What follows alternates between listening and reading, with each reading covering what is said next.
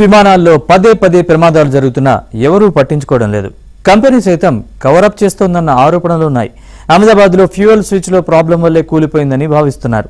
మళ్లీ లండన్ వెళ్లే విమానంలోనే అలాంటి సమస్య వచ్చింది. పైలట్ అప్రమత్తతో పెను ప్రమాదం తప్పింది. ప్రపంచంలోనే అత్యంత పేరు ప్రతిష్టలున్న బోయింగ్ కంపెనీ చిన్న చిన్న టెక్నికల్ డీటెయిల్స్ ని ఎందుకు సరిచేయడం లేదు?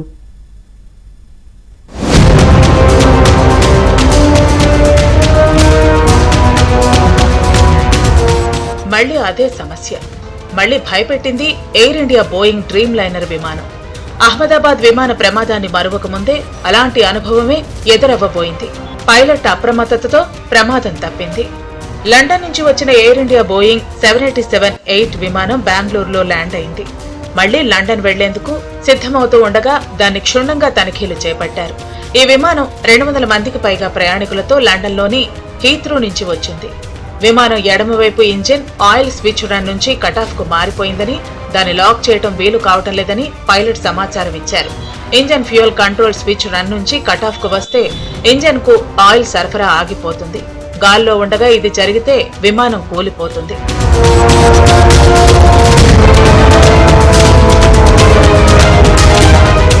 స్విచ్ కటాఫ్ కు వస్తే స్విచ్ ను మళ్లీ లాక్ చేసి సాధారణ స్థితికి తీసుకురావాలి. అయితే ఈ సందర్భంలో అది సాధ్యపడలేదని పైలట్ చెప్పారు. ఇది ఇంధన సరఫరా వ్యవస్థలో అంతరాయం కలిగించే అవకాశం ఉన్న లోపంగా అధికారులు భావిస్తున్నారు. విమానాన్ని నిలిపివేసి ఆ లోపాన్ని అత్యవసరంగా సరిచేయాల్సిందిగా తయారీదారుల్ని కోరామని ఎయిర్ ఇండియా తెలిపింది. ఈ విషయాన్ని పౌర విమానయాన శాఖకు డీజీసీఏకు తెలియజేశామని వెల్లడించింది. అన్ని బోయింగ్ 787 విమానాల ఇంధన నియంత్రణ స్విచ్లను తనిఖీ చేశామని, అవి బాగానే ఉన్నాయని తెలిపింది. గతేడాది జూన్ 12న అహ్మదాబాద్లో ఇదే సంస్థకు చెందిన ఇదే రకం విమానం టేకాఫ్ సమయంలో ఇంధన సరఫరా ఆగిపోయి కూలిపోయింది. అప్పుడు కూడా ఫ్యూయల్ స్విచ్ కటాఫ్ కు వచ్చింది. దీంతో టేకాఫ్ అయిన క్షణాల్లోనే విమానం కూలిపోవడంతో 260 మంది ప్రాణాలు కోల్పోయారు. తాజా ఘటనలోనూ విమానం బయలుదేరిన చోటే సమస్య తలెత్తినట్లు భారత పైలట్ల సమాఖ్య చెబుతోంది. దానివల్ల విమానం గాల్లో ఉంటుండగా ఇంజిన్ ఆగిపోయే ప్రమాదం ఉందని తెలిపింది. పదే పదే బోయింగ్ విమానాల్లో ఇలాంటి సమస్య వస్తున్నా కంపెనీ మాత్రం పట్టించుకోవడం లేదన్న ఆరోపణలు ఉన్నాయి.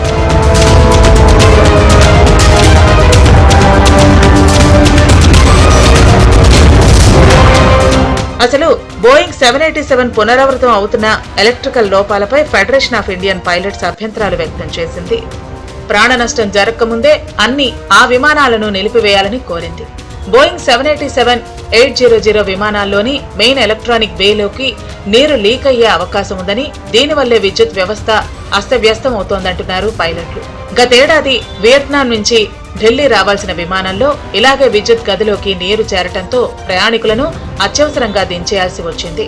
బోయింగ్ కంపెనీ ప్రపంచంలోనే అత్యుత్తమ విమానాల తయారీ కంపెనీల్లో ఒకటి. తమకు తిరుగు లేదనుకుంటుంది. అమెరికాకు చెందిన ఈ కంపెనీ విమానాల్లో ఇటీవలే లోపాలను గుర్తించింది చైనా. దీంతో ఆ కంపెనీ విమానాలను తాము కొనబోమని స్పష్టం చేసింది. దీంతో వాటిని భారత్ కు అంటగడుతోంది అమెరికన్ కంపెనీ. అమెరికాకు చెందిన విమాన నిర్మాణ సంస్థ బోయింగ్ రూపొందించిన వైడ్ బాడీ మోడల్స్ లో 787-8 డ్రీమ్ లైనర్ ఒకటి. ఇందులో ఒకేసారి 290 మంది వరకు ప్రయాణించొచ్చు. 2011లో బోయింగ్ దీన్ని మార్కెట్లోకి తెచ్చింది. ఎయిర్లైన్ సంస్థలు ఇంటర్నేషనల్ జర్నీలకు వీటిని ఉపయోగిస్తున్నారు. ఈ ఎయిర్ క్రాఫ్ట్ నాన్ స్టాప్ గా 13,530 కిలోమీటర్లు ప్రయాణించగలదు. ప్రధాన నగరాల మధ్య నాన్ స్టాప్ ప్రయాణాలకు ఈ మోడల్ ఎక్కువగా వినియోగిస్తూ ఉంటారు. ఎయిర్ ఇండియా బోయింగ్ 878-8 విమానంలో తలెత్తినటువంటి లోపం మరోసారి ప్రయాణికుల్ని, సిబ్బందిని ఆందోళనకు గురి చేస్తూ ఉంది. గతంలో జరిగినటువంటి లోపాల నుంచి పాఠాలు తీసుకొని సరైనటువంటి నిర్వహణ లేదు అనేందుకు ఇది ఒక నిదర్శనంగా చెప్పవచ్చు.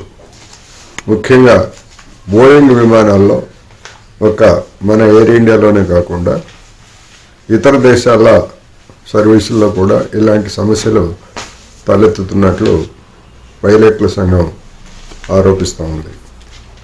అందువలన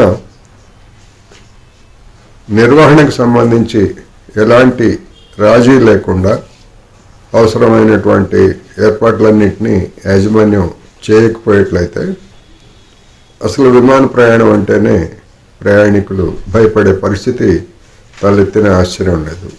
బోయింగ్ డ్రీమ్ లైనర్ బాడీ 50% కంటే ఎక్కువ కార్బన్ ఫైబర్ సమ్మేళనాలతో నిర్మితమైంది.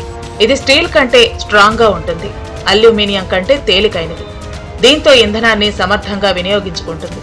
పర్యావరణ హితమైనదిగా దీనికి పేరుంది. బోయింగ్ 787-8 డ్రీమ్ లైనర్ విమానం హైడ్రాలిక్ లీక్ సమస్యలు, బ్యాటరీ సమస్యలతో ఎమర్జెన్సీ ల్యాండింగ్ అయిన సందర్భాలు ఉన్నాయి. బోయింగ్ 777-787 డ్రీమ్ లైనర్ మోడల్స్ లో నాణ్యత తక్కువని సమాచారం. దీర్ఘకాలంలో ప్రమాదాలు జరిగే అవకాశం ఉందని, ఈ విమానాల తయారీని పూర్తిగా నిలిపివేయాలని పలువురు విశ్లేషకులు డిమాండ్ చేశారు. అయితే ఈ ఆరోపణలను బోయింగ్ కంపెనీ తోసిపుచ్చింది.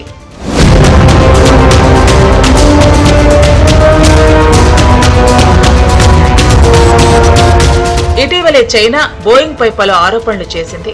బోయింగ్ 737 విమానాలను చైనా గతంలో తిరస్కరించింది. కాక్పిట్ వాయిస్ రికార్డుల్లో లిథియం బ్యాటరీల్లో సమస్యలున్నాయంటూ చైనా తిరస్కరించిన బోయింగ్ విమానాలను టాటా గ్రూప్ కొంటోంది. ఎయిర్ ఇండియా, విస్తారా ఎయిర్లైన్స్ లో ఉపయోగిస్తున్నారు.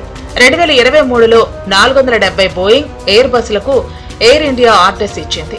ట్రేడ్ వార్ సమయంలో అమెరికా కంపెనీ బోయింగ్ విమానాలను చైనా తిప్పి పంపింది. వాటిని మిగతా దేశాల కంపెనీలకు అమ్మేస్తోంది బోయింగ్ సంస్థ. లోపాలున్నాయన్నప్పుడు సవరించుకోకుండా వాటినే ఎవరో ఒకరికి అంటగట్టడం బోయింగ్ కంపెనీకి అలవాటైంది. చైనాకు అమ్మాల్సిన విమానాలను బెంగళూరులో పెయింటింగ్ వేసి విక్రయిస్తున్నారు. ఎన్ని లోపాలున్నా బోయింగ్ కంపెనీ వివిధ దేశాల్లో లాబింగ్ చేస్తూ తన మార్కెట్ షేర్ కాపాడుకోగలుగుతోంది. ప్రపంచంలో అత్యధికంగా విమానాలను తయారు చేస్తున్న కంపెనీలు ఎయిర్ బస్, బోయింగ్ సంస్థలే.